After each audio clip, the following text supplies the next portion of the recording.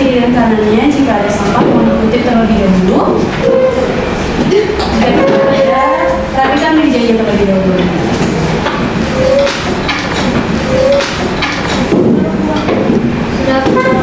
Sudah. Bagaimana kabarnya hari ini? Sehat? Alhamdulillah sehat, Bu. Alhamdulillah. Baik, sebelum kita mulai pembelajaran, alangkah baiknya kita berdoa terlebih dahulu. Mohon kepada ketua untuk berdoa. Syauki, silakan. Sebelum kita belajar, bila kita membaca doa, berdoa dimulai.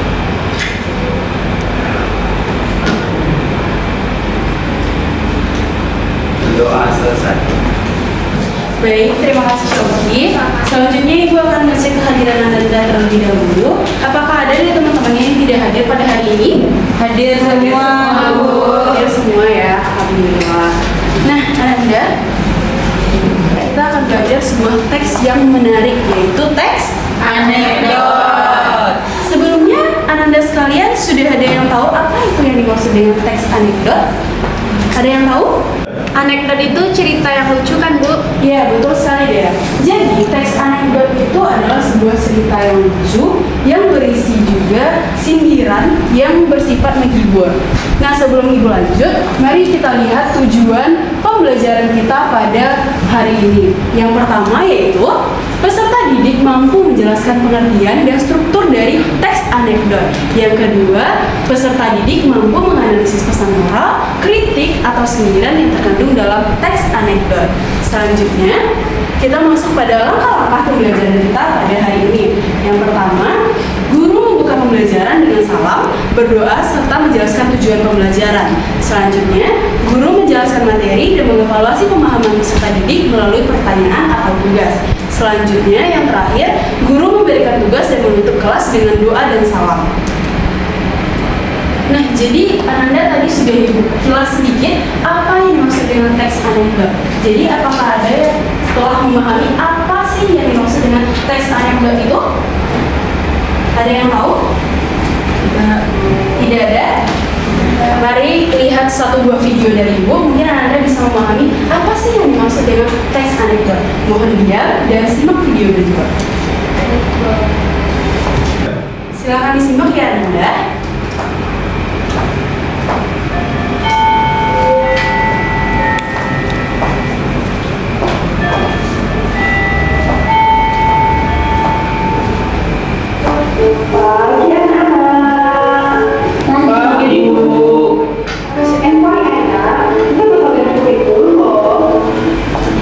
Kurikulum baru, Bu. Belajar apa lagi kali ini kita, Bu? Cara menghidupi printer, Bu? Atau malah cara mencari jawaban di Google lebih cepat daripada di buku, Bu. Waduh, beneran tuh, Bu. Terus kalian ini nggak apa-apa, kita akan fokus di pelajaran baru, yaitu keterampilan hidup di zaman digital. Wih, hidup di zaman digital siapa? Sampai harus ada pembelajarannya segala. Jadi, Bu, kita bakalan belajar apa aja, Bu? Pertama, kita akan belajar cara membedakan berita yang hoax dan berita yang benar. Hah? Kita butuh pelajaran itu cuma untuk mengetahui mana yang benar dan mana yang gosip doang, Bu? Atau malah untuk bedain mana yang benar dan mana yang hanya janji-janji doang tuh. Hahaha, janji-janji doang. Kayak janjinya rekomendasi itu maksudnya. Jangan nyebut merek, Gus. Bahaya. Menyinggung komandan. Bisa-bisa dipenjara ntar kita. Jangan-jangan kalian bukan begini sekarang juga. Ya, Bu, kan kita belum selesai bahas tentang kurikulum. Ntar aja lah, Bu, belajarnya. Kita lanjut bahas tentang kurikulum lagi aja. Males, nanti dibicarain. Oke, Anda sudah melihat ya video yang sudah Ibu tayangkan. Nah, menurut Anda dari video yang telah Ibu tayangkan tadi, apa sih yang menjadi topik utama pembahasan mereka? Ada yang tahu? Ya, Bu. Ya, silakan Anda. Tentang pengenalan kurikulum baru oleh ibu guru dan juga bagaimana siswa merespon terhadap kurikulum baru tersebut. Setuju teman-teman? Setuju. Oke, benar sekali ya Nanda. Jadi pembahasannya adalah tentang kurikulum baru.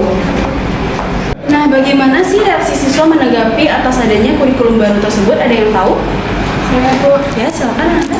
Siswa meresponnya dengan humor, Bu, mempertanyakan apakah mereka akan belajar menggunakan printer atau cara mencari jawaban di Google. Ya, benar sekali ya Nanda. Jadi siswa menanggapi gurunya dengan humor. Nah, kalau misalnya ada humor, sedangkan teks anekdot itu adalah humor yang berisi pesan. Apakah ada pesan yang terkandung dalam teks anekdot yang telah Ibu tampilkan, Nanda? Ada, Bu. Apa pesannya, Nanda? Secara keseluruhan, pesan yang disampaikan dalam video tadi itu mengenai pentingnya menyesuaikan pendidikan dengan perkembangan zaman pada saat ini. Setuju, Nanda? Setuju. Nah, sekali ya, Nanda. Jadi video yang Ibu tampilkan adalah contoh dari teks anekdot. Nah, jadi teks anekdot adalah cerita singkat yang lucu dan menarik yang biasanya berisi kritik atau sindiran terhadap suatu hal. Teks anekdot disampaikan dengan bahasa yang cerdas dan menarik sehingga tidak kasar dan menyakiti. Teks anekdot bisa mengangkat berbagai topik seperti pendidikan, politik, hukum, dan sindiran. Juga bisa merupakan kehidupan kita dalam kehidupan sehari-hari. Apakah masih ada yang ingin ditanyakan, Anda? Bu, ya silakan. Jadi teks anekdot itu hanya cerita lucu, Bu? Iya, tepat sekali Anda. Jadi teks anekdot itu memang benar cerita lucu atau humor yang berisi sindiran sesuai dengan pengertiannya. Masih ada yang ingin ditanyakan? Tidak ada? Tidak. Oke, baik. Kita lanjut ke ciri-ciri teks anekdot. Ciri-ciri teks anekdot ini ada beberapa. Yang pertama yaitu bersifat menghibur, yang kedua bersifat menyindir, dan yang terakhir yaitu terdapat pesan di dalamnya. Apa saja ciri-cirinya, Nanda? Yang pertama, Bersifat menghibur, bersifat menyindir, terdapat pesan di dalamnya. bisa dipahami, Nanda? Bisa, Bu. Kita lanjut. Struktur teks anekdot. Teks anekdot memiliki beberapa struktur. Yang pertama yaitu abstrak, yang kedua orientasi, yang ketiga krisis, yang keempat reaksi, dan yang terakhir adalah koda. Yang pertama yaitu abstrak. Abstrak adalah bagian pendahuluan atau bagian pembuka teks anekdot. Bagian ini berfungsi untuk menggambarkan isi teks secara singkat agar pembaca mengetahui arah cerita yang dimaksudkan. Yang kedua, orientasi. Orientasi adalah bagian awal suatu kejadian atau saat cerita mulai bergulir. Penulis juga biasanya akan menggambarkan latar belakang peristiwa di bagian ini. Orientasi memiliki peran penting untuk menjelaskan penyebab timbulnya krisis, konflik, atau masalah utama pada teks anekdot. Yang ketiga adalah krisis. Krisis adalah puncak cerita yang berisi konflik atau masalah yang terjadi pada karakter. Krisis juga dapat ditandai dengan adanya ketidakpuasan atau kejanggalan. Yang keempat adalah reaksi. Reaksi adalah bagian yang menunjukkan cara penulis atau orang yang diceritakan menyelesaikan masalah.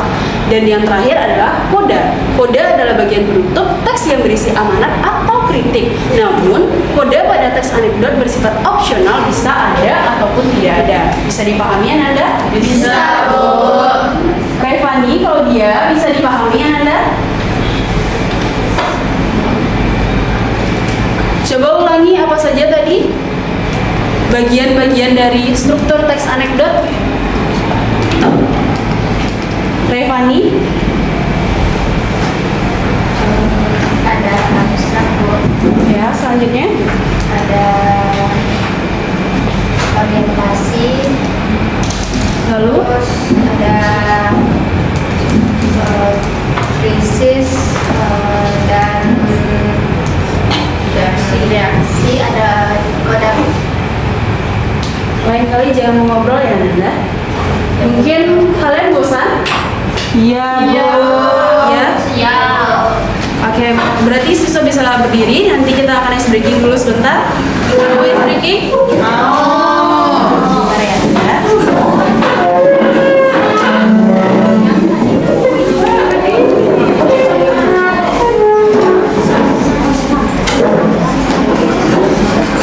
Ikuti gerakannya ya, Nanda.